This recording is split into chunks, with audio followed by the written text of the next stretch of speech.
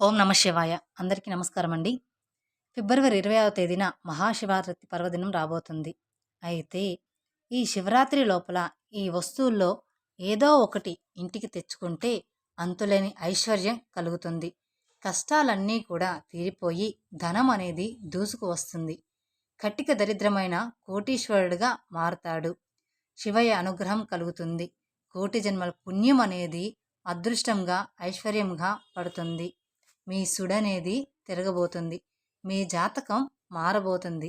చాలా అద్భుతమైన ఫలితాలు అనేవి వస్తాయి. మరి శివరాత్రి లోపల ఇంటికి తెచ్చుకోవాల్సిన వస్తువులు ఏమిటో ఇప్పుడు మనం ఈ వీడియోలో వివరంగా తెలుసుకుందాం. అలాగే మీరు మొదటిసారి మా ఛానల్ని చూస్తున్నట్లయితే మా ఛానల్ని సబ్స్క్రైబ్ చేసుకోవడం మర్చిపోమాకండి. అలాగే ఓం నమ శివాయ అని కామెంట్ చేయండి. ఇక వివరాల్లోకి వెళితే మాఘమాసంలో కృష్ణపక్ష చతుర్దశి రోజున మహాశివరాత్రిగా పరిగణింపబడుతుంది. గ్రంథాలు తెలుపుతున్నాయి. అమావాస్యకు ముందు వచ్చే కృష్ణపక్ష చతుర్దశి నాడే శివరాత్రి జరుపుకోవాలనే శాస్త్ర నిర్ణయము. అభిషేక ప్రియుడైన శివుడికి ఇష్టమైన రోజు మహాశివరాత్రి. మహాశివుడు లింగ ఆకృతిని పొందిన రోజునే శివరాత్రిగా జరుపుకుంటాం.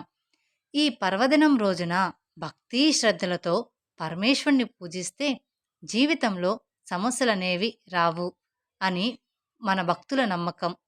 అలాంటి మహాశివరాత్రి రోజున ఉపవాసం ఉండడం, జాగరణ చేయడం అందరికీ కూడా తెలిసిన విషయాలే.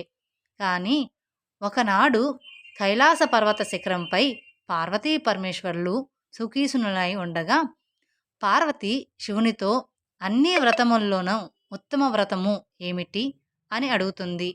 అప్పుడు శివుడు శివరాత్రి వ్రతమును దాని విశేషాలను తెలియజేశాడు.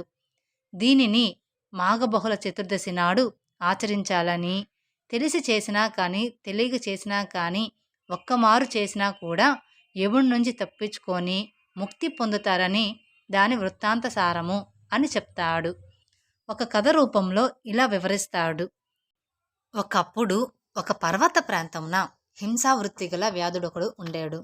అతడు ప్రతి ఉదయం అడవుకు వేటకు వెళ్ళి సాయంత్రం ఏదైనా మృగాన్ని చంపి తెచ్చుకొని తన కుటుంబాన్ని పోషించేవాడు.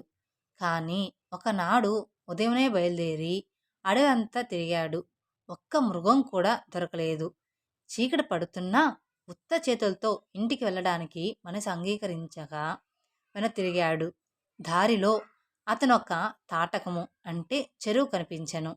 ఏవైనా మృగాలు నీరు త్రాగడం కోసం అక్కడికి తప్పకుండా వస్తాయని వేచి ఉండి వాటిని చంపవచ్చునని ఆలోచించి దగ్గరేనున్న ఒక చెట్టెక్కి తన చూపులకు అడ్డంగానున్న ఆకులను కాయలను విరిచి కింద పడవేయసాగాడు. చలికి శివశివ అని వణుకుతూ విల్లు ఎక్కిపెట్టి మృగాల కోసం వేచున్నాడు. మొదటి జామున ఒక పెంటిలేడి నీరు తాగడకు అక్కడికి వచ్చింది.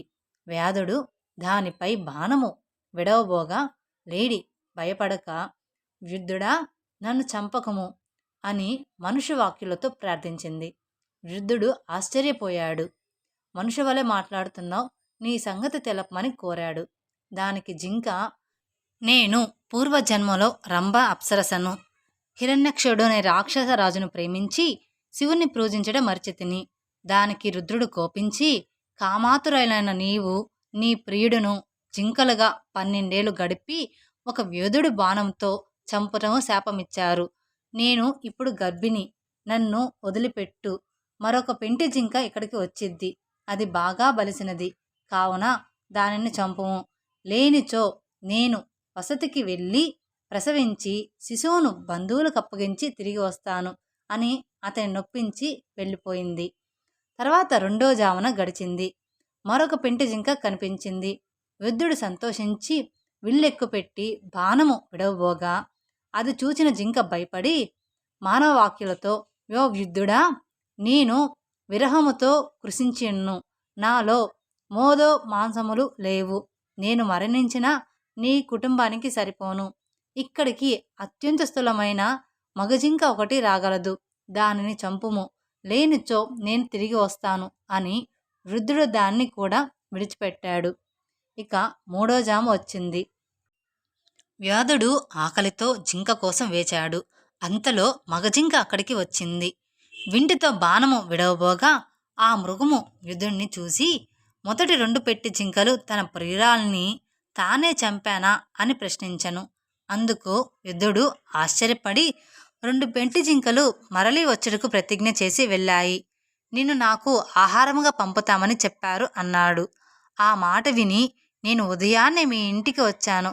నా భార్య ఋతుమతి, ఆమెతో గడిపి బంధుమిత్రులు అనుజ్ఞ పొంది మరలీ వస్తాను అని ప్రణామము చేసి వెళ్ళింది. ఇట్లా 4 జాములు గడిచి సూర్యోదయం సమయంలో విద్యుడు జింకల కొరకు ఎదురు చూస్తూ ఉన్నాడు. కొంతసేపటికి ఆ 4 జింకలు వచ్చి, నన్నే మొదటి చంపు అని పోటీ పెట్టుకున్నాయి.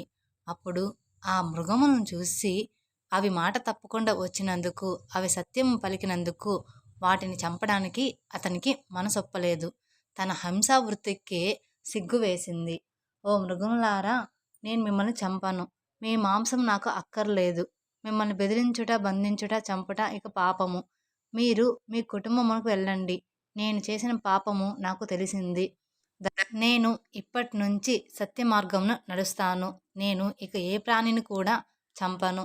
నా నా కుటుంబం కోసమే నేను ఇన్ని రోజులు ఇంత పని చేశాను. ఇక నుంచి సత్య మార్గంని నేను బ్రతుకుతాను అని అంటాడు. ఈ లోపల ఆకాశం నుంచి దేవతలు విమానం తెచ్చి ఇట్లా అన్నారు. ఓ మహానుభావా, శివరాత్రి ప్రభావమున నీ పాతకాలం క్షీణించినది. ఉపవాసము జాగారము జరిపావు. నీవు తెలిసి చేసావో తెలియక చేసావో తెలియదు, కానీ నువ్వు ఎక్కినది బిల్వవృక్షము. దాని కింద స్వయంభు లింగం ఒకటి గుబురులో మురుగుపడి ఉన్నది. నువ్వు తెలియకో బిల్వపత్రమును తుంచివేసి శివలింగాన్ని పూజించావు. అందుకు మీ కుటుంబం కూడా ఆకాశంలోకి వెళ్ళినాక ఒక నక్షత్ర పదను పొందుతావు అని దేవతలు అంటారనమాట. అలా ఈ కథ వినిపించిన పిదప పరమేశ్వరుడు పార్వతితో ఇట్లా అన్నాడు. దేవి, ఆ మృగ కుటుంబమే ఆకాశంలో కనిపించి మృగశిర నక్షత్రము. 3 నక్షత్రంలో ముందున్న 2 జంకిపిల్లలు, వెనుకున్నది 3వది మృగి. ఈ మూడిటిని మృగశిర ముందురు. వాని వెనుక 2 నక్షత్రంలో ఉజ్వలమైనదే లుబ్ధికా నక్షత్రము. ఆ నక్షత్రమే ఆ బోయవాడు. తెలుసుకున్నారు కదండి. తను తెలిసి చేశాడో తెలిసి చేసినా తెలియకపోయినా చేసినా, అతను ఆకాశంలోకి వెళ్ళినాక, స్వర్గంలోకి వెళ్ళినాక తను ఒక నక్షత్రంగా తనకు ఒక పేరు అనేది వచ్చింది. ఇలా మనము ఆ శివుణ్ణి భక్తి శ్రద్ధలతో చేసినా చాలు, ఆయన పేరు స్మరించుకున్నా చాలు, మనకి అంతా కూడా మంచే జరుగుతుంది. మనం ఏం కోరుకున్నా కూడా అది జరిగిపోతుంది. ఇక ఇంతటి పవిత్రమైన శివరాత్రి రోజు పెద్దలు కొన్ని వస్తువులను తెచ్చుకొని ఇంట్లో పెట్టుకుంటే మంచిదని, ఆ శివ అనుగ్రహం కలుగుతుందని చెప్తూ ఉన్నారు. మరి ఆ వస్తువులు ఏమిటో తెలుసుకుందాం. శివరాత్రిలోపు ఒక దక్షిణావృత్తి శంఖం ఇంటికి తెచ్చుకుంటే అదృష్టం కలుగుతుందని పండితులు, జ్యోతిష్య శాస్త్రులు చెప్తున్నారు. దక్షిణావృత శంఖం ఎంతో పవిత్రమైనది, ప్రత్యేకమైనది. దీనిని శివరాత్రిలోపు ఇంటికి తెచ్చుకొని పూజ గదిలో పెట్టుకుంటే లక్ష్మి ప్రసన్నమవుతుందని, పరమశివుడి అనుగ్రహంతో మీరు ధనవంతులుగా మారిపోతారు. కావున మీరు కూడా శివరాత్రిలోపు లేదా శివరాత్రి రోజు అయినా సరే ఒక దక్షిణామూర్తి శంఖం తెచ్చుకొని పూజ గదిలో పెట్టుకోండి. ఆ పరమేశ్వరుని యొక్క అనుగ్రహం కలుగుతుంది. ఇక రెండోది ఢమరకం. శివునికి ఢమరకం అన్నా కూడా చాలా ఇష్టం. ఢమరకం శబ్దం అన్నా కూడా ఎంతో ఇష్టం. శివుడి చేతిలో ఎప్పుడూ కూడా ఒక ఢమరకం ఉంటుంది. కాబట్టి శివుడికి ఎంతో ఇష్టమైన మహాశివరాత్రి లోపల ఈ చిన్న ఢమరకాన్ని తెచ్చుకొని పూజ గదిలో పెడితే శివుడి అనుగ్రహం కలుగుతుందని పండితులు, జ్యోతిష శాస్త్రాలు చెప్తున్నారు. కనుక శివరాత్రి లోపల ఒక ఢమరకం చిన్నది తెచ్చుకొని పూజ గదిలో పెట్టుకోండి. ఇక మూడవది వస్తువు త్రిశూలం. ఈ త్రిశూలం యొక్క 3 కొనలు కొరకు చర్య మరియు జ్ఞానం యొక్క 3 శక్తులను సూచిస్తాయి. త్రిశూలం అంటే శివుడికి ఎంతో ఇష్టం. కాబట్టి శివరాత్రి లోపల ఒక చిన్న త్రిశూలాన్ని తెచ్చుకొని పూజ గదిలో పెట్టుకోండి. ఆ పరమేశ్వరుని అనుగ్రహం కలుగుతుంది. అలాగే దరిద్రం పోయి అదృష్టం మిమ్మల్ని వరిస్తుంది. ఇక 4వది గోవు బొమ్మ. ఎవరైనా సరే మహాశివరాత్రి లోపల ఒక గోవు బొమ్మను తెచ్చుకొని పూజ గదిలో పెట్టి ఉంచితే కోరిన కోరికలు నెరవేరుతాయి. గోవు సాక్షాత్తు లక్ష్మీదేవి యొక్క స్వరూపం. ఎవరైతే మహాశివరాత్రి లోపులు గోవు బొమ్మను ఇంటికి తెచ్చుకుంటారో వారికి సకల సంపదలు కూడా సిద్ధిస్తాయి. అలాగే మహాశివరాత్రి లోపల గవ్వలు, గోమతి చక్రాలు, తామర గింజలు వంటి లక్ష్మీ ప్రధానమైన వస్తువులను ఇంటికి తెచ్చుకుంటే లక్ష్మీదేవి అనుగ్రహం లభిస్తుంది. ఇక 5వది రుద్రాక్షాలు మరియు 6వది నందీశ్వరుడు యొక్క బొమ్మ. మహాశివరాత్రి లోపల ఎవరైతే రుద్రాక్షలు కానీ, మహానందీశ్వరుని యొక్క బొమ్మ కానీ, రుద్రాక్ష మాలను కానీ ఇంటికి తెచ్చుకొని శివుడికి సమర్పిస్తారు వారికి ఉండే దరిద్రం అంతా కూడా పోతుంది. శివుడి అనుగ్రహం లభిస్తుంది. శివుడికి ఎంతో ప్రీతికరమైనటువంటి నందీశ్వరుడు బొమ్మను తెచ్చుకొని ఇంట్లో పెట్టుకుంటే ఎంతో మంచిది. పూజ గదిలో శివుడి ఫోటో ముందు ఆ నందీశ్వరుడు బొమ్మ పెడితే మీకు సకల శుభాలు కలుగుతాయి. అలాగే ఈ శివరాత్రి లోపల విభూదిని కొంత ఇంటికి తెచ్చుకున్నా కూడా సకల ఐశ్వర్యాలు సిద్ధిస్తాయి. ఎందుకంటే విభూది అనేది శివుడి స్వరూపం. విభూది శివరాత్రి లోపు లేదా శివరాత్రి రోజున ఇంటికి తెచ్చుకుంటే సకల ఐశ్వర్యాలు సిద్ధిస్తాయి. మీరు కోరుకున్న కోరికలు నెరవేరుతాయి. ఐశ్వర్యం పెరుగుతుంది. డబ్బుకు సంబంధించిన సమస్యలన్నీ కూడా పోయి మీ జీవితంలోని కష్టాలు, దుఃఖాల నుండి బయటపడి ఐశ్వర్యాన్ని పొందుతారు. ఎందుకంటే విభూది అనేది ఐశ్వర్య కారకరం విభూతిని మన కష్టాలను తొలగించే శక్తులు ఉంటాయి, పవర్స్ ఉంటాయి. శివుడే ఆ శక్తులను విభూది రూపంలో ఇచ్చాడు. కనుక తప్పనిసరిగా శివరాత్రి లోపల విభూదిని కొని ఇంటికి తెచ్చుకోండి. తెచ్చి అలా వదిలేయకుండా ప్రతిరోజు ఆ విభూదిని బొట్టుగా పెట్టుకోండి. ప్రతిరోజు కుదరకపోతే కనీసం సోమవారం రోజు అయినా సరే విభూదిని బొట్టుగా పెట్టుకోండి. చివరిగా 8వది బెల్లాన్ని కూడా మహాశివరాత్రి లోపల ఇంటికి తెచ్చుకోవచ్చు. అలా తెచ్చుకోవడం వల్ల మీరు శుభవార్తలు వింటారు, మధురమైన వార్తలు వింటుంటారు. మీ ఇంట్లో శుభకార్యాలు జరుగుతుంటాయి. చాలామంది తమ ఇళ్లల్లో శుభకార్యాలు జరగడం లేదని ఎంతో బాధపడిపోతూ ఉంటారు కదా. అలాంటి వారు శివరాత్రి లోపు లేదా శివరాత్రి రోజు బెల్లాన్ని కొని ఇంటికి తెచ్చుకుంటే ఖచ్చితంగా ఇంట్లో శుభకార్యాలు జరుగుతాయి. సకల ఐశ్వర్యాలు సిద్ధిస్తాయి. మీకు ఉండే ధన సమస్యలు, కష్టాలు అన్నీ కూడా పోతాయి. ఆ శివయ్య ఆశీర్వాదాలు లభిస్తాయి. జీవితం మధురంగా మారిపోతుంది. మీ జాతకం మారుతుంది. జాతక దోషాలు పోతాయి.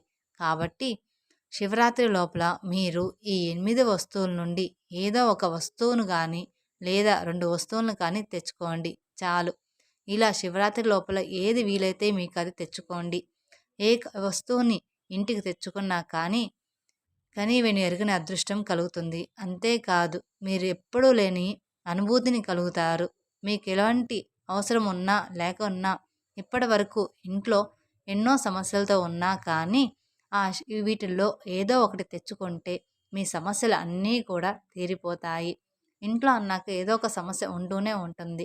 కాబట్టి మీరు ప్రతిదీ కూడా ఆచితూచి ఆలోచించకుండా ఏదో ఒకటి తెచ్చుకొని మీకు ఏదైతే పాజిటివ్ ఎనర్జీ అనిపిస్తుందో, మీకు అది చూడంగానే మనసుకు ప్రశాంతత అనిపిస్తుందో అలాంటిది ఒకటి తెచ్చుకొని ఇంట్లో పెట్టుకోండి.